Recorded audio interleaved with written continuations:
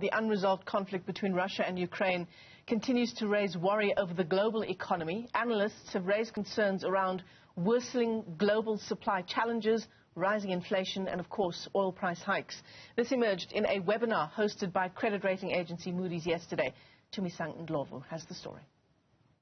Analysts are now looking at how global central banks will be responding to the risks posed to the economy amid continued tensions between Russia and Ukraine.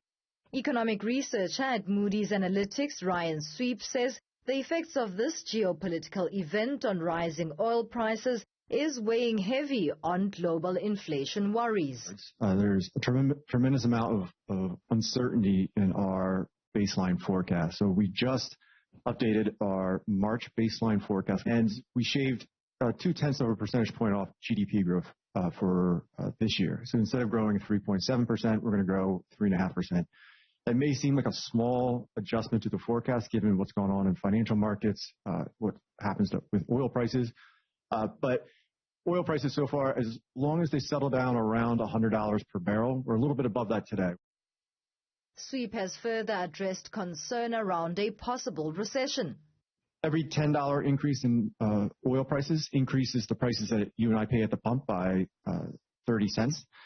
So if you look at back since the military conflict began to really escalate, we've added about $30 or $50, excuse me, to the price of a barrel of oil. So that's $1.50 at the pump. And we're seeing it. Average gasoline prices in the U.S. are up. Every penny increase in gasoline reduces consumer spending over the course of a year by $1.5 billion.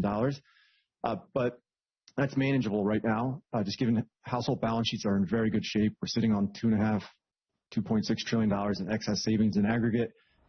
Head of Commercial Real Estate Economics at Moody's Analytics, Victor Kolinog, agrees, saying while a recession is not forecast, the global economy will definitely see a downturn. But it's a non-zero probability event, and we have market participants in CRE right now, at least based on anecdotal conversations, kicking the tires of their financials a bit more closely just to make sure they're prepared for some kind of slowdown. It might not be a recession, but we might not hit that $1 trillion in originations that the MBA was forecasting. Moody's has downgraded several banks in Ukraine. Fellow rating agency Fitch has also downgraded Russia's sovereign rating. Here at home, the South African government has said that the cabinet remains concerned about the tensions between Russia and Ukraine and also hopes for a diplomatic resolution, while the opposition party, the DA, is calling for a national debate on the matter. For Newzroom Afrika on Channel 405, I'm Tumisang Ndlovu in Johannesburg.